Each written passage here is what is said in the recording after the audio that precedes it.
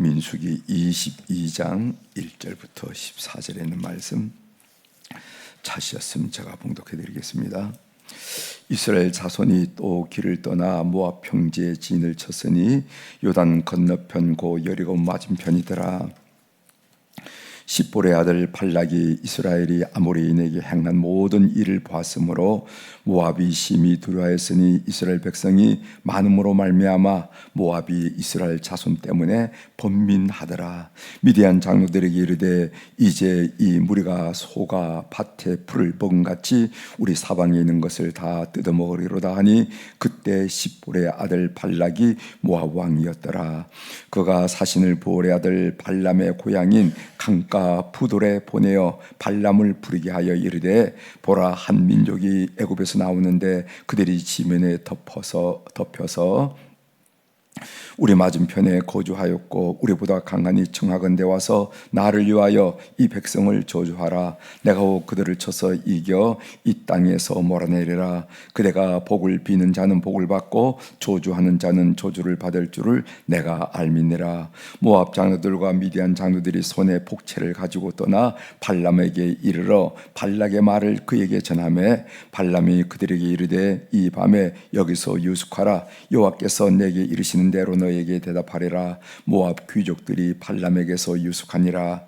하나님이 발람에게 임하여 말씀하시되 너와 함께 있는 이 사람들이 누구냐? 발람이 하나님께 아뢰되 모압 왕 십볼의 아들 발락이 내게 보낸 자들이니이다. 이르기를 보라, 애굽에서 나온 민족이 지면에 덮였으니 이제 와서 나를 위하여 그들을 저주하라. 내가 혹 그들을 쳐서 몰아낼 수 있으리라 하나이다. 하나님이 발람에게 이르시되 너는 그들과 함께 가지도 말고 그 백성을 저주하지도 말라. 그들은 복을 받은 자들이니라. 발람이 아침에 일어나서 발락의 귀족들에게 이르되 너희는 너희의 땅으로 돌아가라. 여호와께서 내가 너희와 함께 가기를 허락하지 아니하시니라. 모압 귀족들이 일어나 발락에게로 가서 전하되 발람이 우리와 함께 오기를 거절하더이다. 아멘. 14절까지 함께 읽었습니다.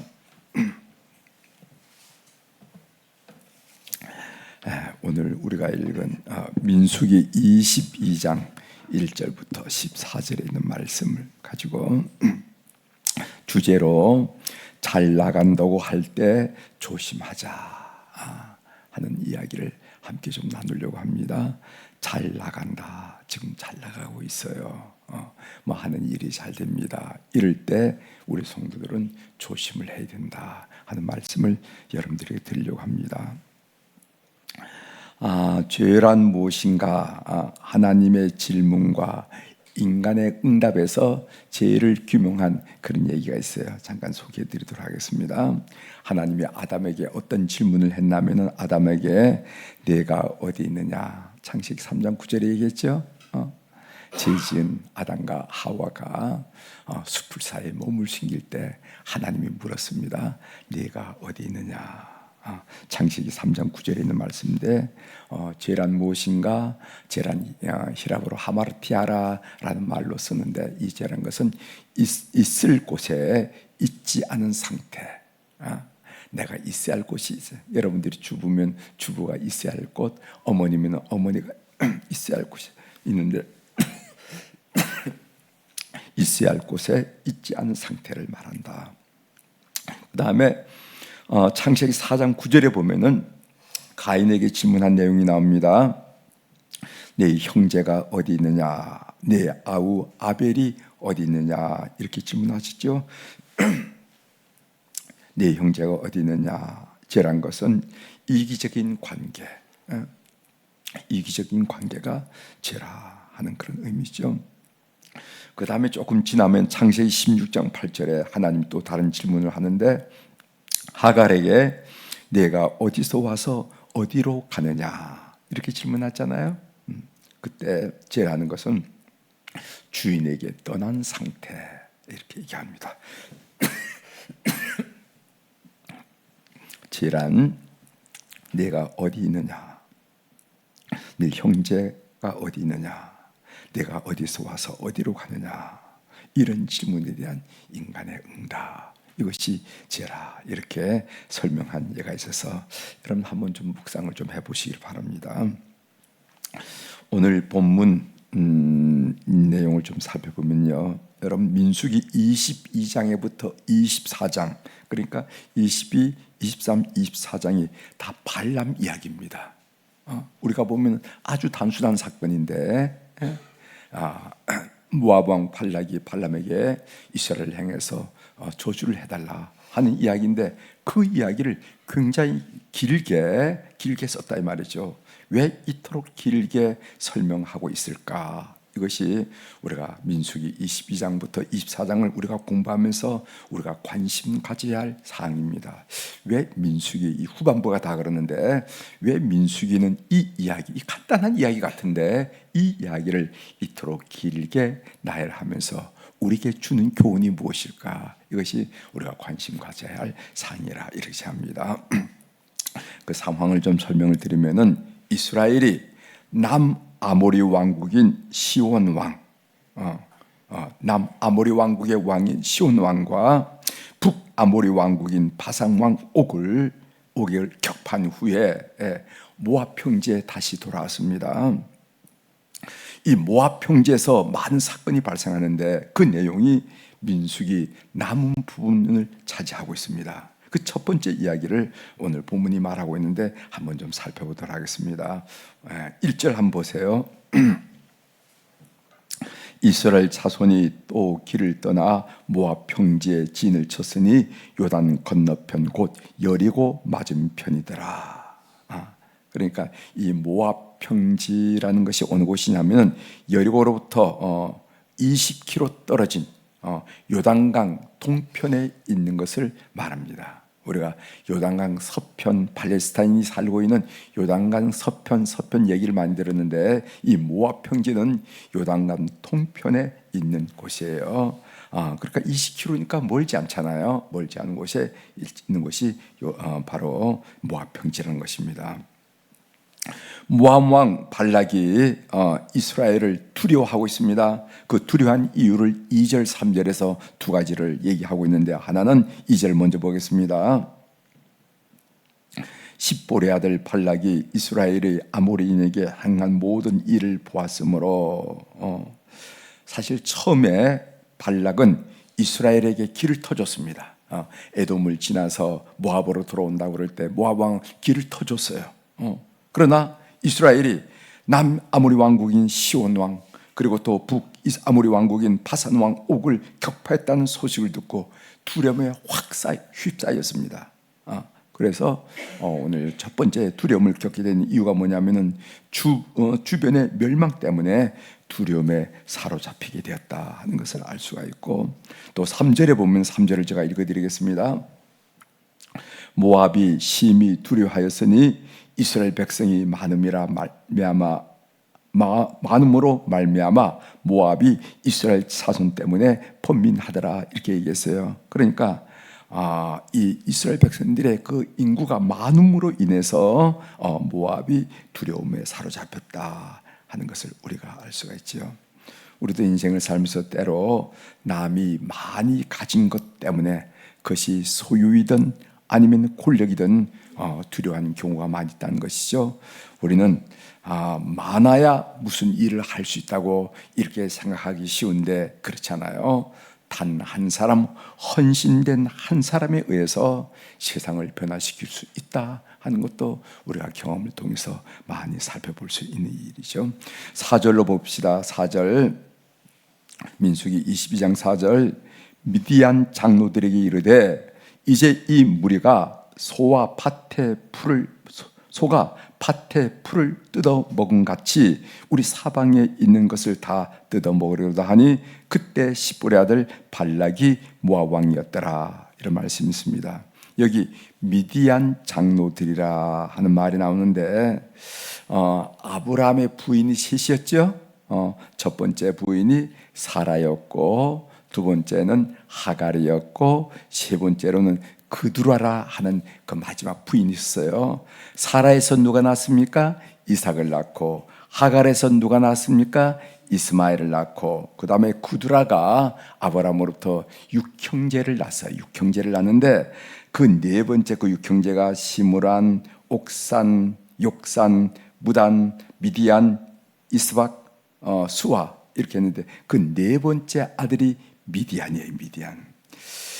이 미디안 족속들은 주로 어디에 쓰냐면 오늘 말하면 사우디아라비아 북서부 쪽으로 해서 이제 요르단까지 이렇게 쭉 펼쳐져 있는 나라인데 이 미디안 족속은 군주제를 갖지 못하고 왕을 뽑지 못하고 왕을 갖지 못하고 장로들을 중심으로 부족 동맹체 그 미디안에도 각 이렇게 부족이 있지 않겠습니까? 부족 동맹체를 이루면서 사실 발락의 지배를 받고 직접적인 지배를 받았던 그런 족속이 미디안이 아니었는가 이렇게 보고 있습니다. 미디안 하면은 여러분들이 아브라함의 세 번째 부인인 구드라의 넷째 아들이 후손들을 말하는데 그들이 지금 현재 사우디아라비아 서북부 지역 요르단 지역에 흩어져 살았던 종족이다. 이렇게 여러분들이 이해하시면 될 것입니다. 5절 보겠어요.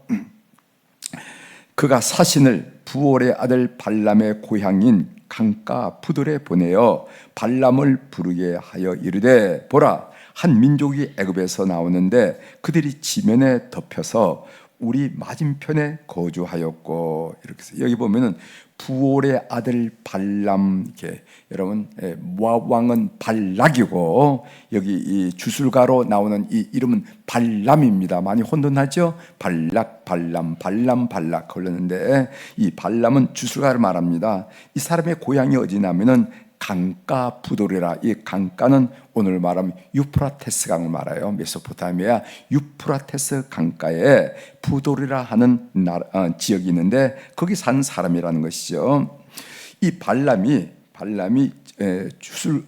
주술가로서 그의 신통력에 의지해서 이스라엘을 물리쳐봐야 되겠다 하고 지금 모압의 왕 발락이 생각하는 것입니다.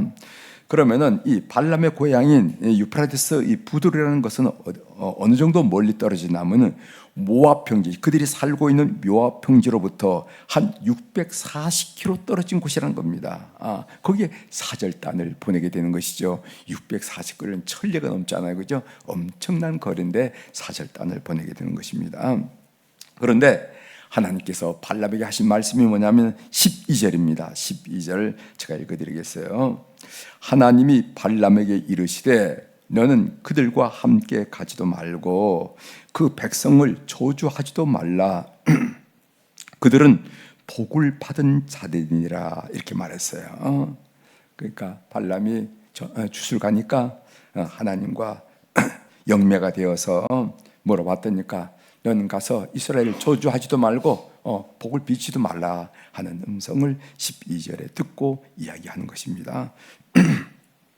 그들은 복을 받은 자들이니라.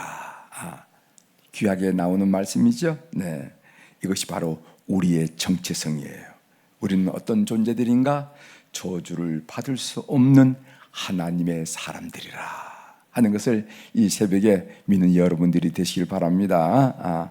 우리는 저주를 받을 수 없는 복을 받은 하나님의 사람이다 하는 사실을 꼭 마음에 두시고 오늘 이 자리에 일어나시기를 바랍니다. 제가 이 말씀을 읽으면서 이런 생각이 들더라고요. 그것은 이스라엘이 남아모리 왕국인 시온 왕을 그리고 또 북아모리 왕국인 바산 왕 옥을 격파하고 잘 나갈 때, 그래서 모압 평지에서 정말 잘 나갈 때 그 후면 배후에는 어떤 역사가 지금 일어나냐면 발람의 역사가 시작되는 거예요. 발람의 역사. 그래서 우리가 번쩍 신경이 쓰이잖아요, 그죠? 이스라엘이 볼 때는 곤고한 날이 아니었습니다. 오히려 시온과 바산 왕, 그래서 얼마나 좋았으면은 거기에 그 길랏 라못 지역을 말합니다. 이스라엘 백성들이 나는 저 가나안 땅에 들어가지 않고 여기 있겠습니다. 루벤, 므낫사, 벤지페, 갓지파, 이지파가 거기에 머무를 정도로 그 땅을 차지했다 말이죠. 그러니까 이스라엘이 굉장히 잘 나갈 때인데 그 후면에 어떤 역사가 지금 음모가 만들어지고 있냐면은 이 발람의 역사가 그 640km 멀리 떨어진 곳에 왔다 갔다 하면서 이런 음모가 진행되고 있다 하는 사실을 통해서 우리가 그러므로 찰나갈 때 우리가 조심해야 된다 하는 생각을 여러분들에게 전달하고 싶었어요. 시험은 잘 안 될 때보다 잘 될 때 온다는 거 여러분 기억하십시오. 시험은 잘 안 될 때, 우리가 시험 받았다 이렇게 얘기하는데 잘 안 될 때보다도 잘 될 때 온다는 것입니다. 왜냐하면 사람들은 삶이 곤고할 때 성도들은 기도를 하고 있어요.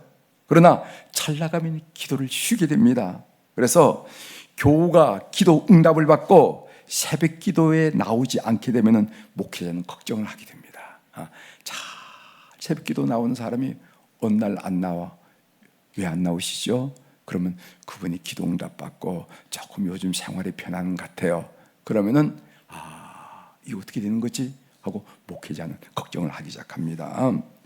우리 성도들은 잘 될 때 조심하셔야 됩니다. 아셨죠? 잘 된다, 잘 된다 스스로 생각하고 남들이 그렇게 평가할 때 조심해야 됩니다. 그래서 고린도전서 10장 12절에 무슨 말씀이 있냐면은 그런즉 선줄로 생각하는 자는 넘어질까 조심하라 이렇게 얘기했어요.